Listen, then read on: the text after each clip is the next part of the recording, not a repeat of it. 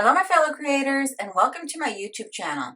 My name is Yvette and I am part of the SheetLoad creative team. Today some of my teammates and I will be participating in a SheetLoad rewind along with Alicia of the Call Me Crafty Owl channel. If you'd like to see what each of the team members has created, I will have a link to a playlist in the description box below. So today we're rewinding to the March 2023 sketch. Now this is a special edition to use our 6x6 paper. So as you know, I'm trying to smash through a lot of my 6x6 papers this year. And I pulled out this Spring Coffee 6x6 pattern paper from the Not Too Shabby shop. And I didn't have a lot of full sheets left, but I had a lot of scraps which work perfectly with this sketch.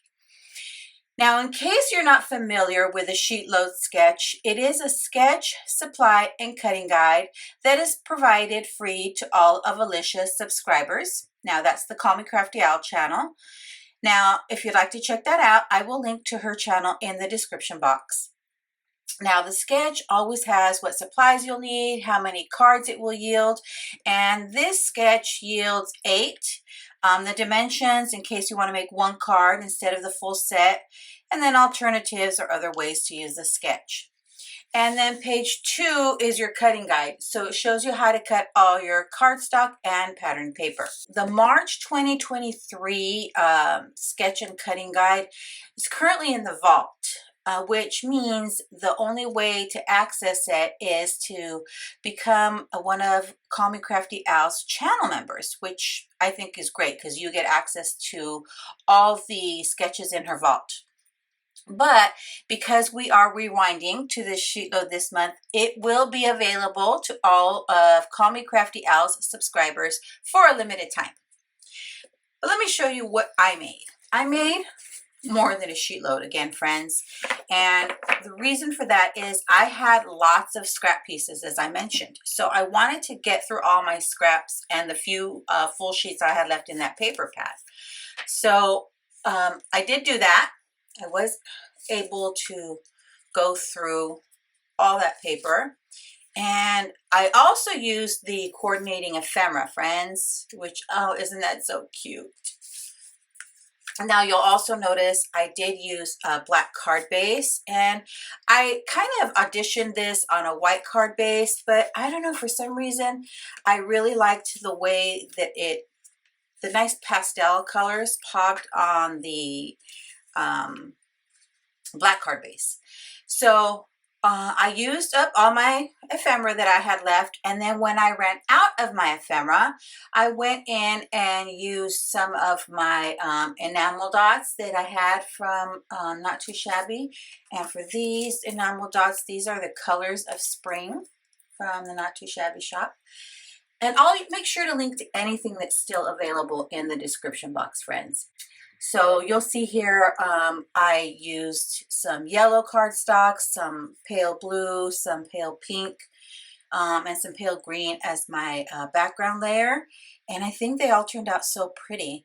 And then I didn't want to have an Easter sentiment, so I just put Hi Friend on all of my card strips there, or my sentiment strips there.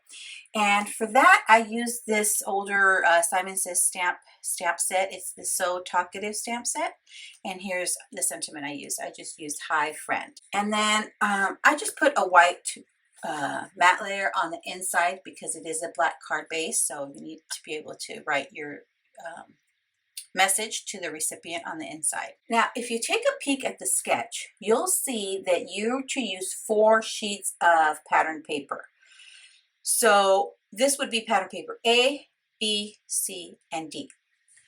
But because I was using a lot of scraps, I just kind of went with whatever spoke to me as far as my scraps.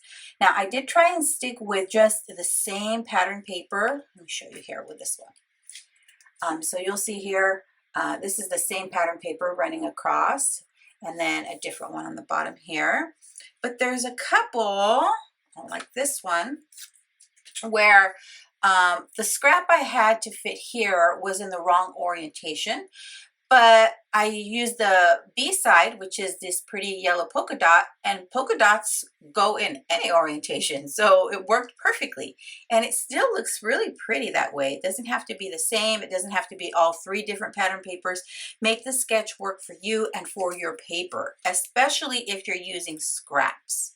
So I did that on 2, where I had to kind of use a flip side, or 3, here's another one. Use the flip side. 4, here's another one. So I did that on 4 cards where I didn't use the same paper on the top 3 pieces, but I think it turned out great either way. Make sure you check out the rest of the creative team to see what they made using the March 2023 Sheetload of Cards sketch. Thanks for sticking around to the end. I'd be thrilled if you subscribe to my YouTube channel or follow me on any of my other social media platforms. As always, have a beautiful, safe, and creative day. Thanks for watching. Bye.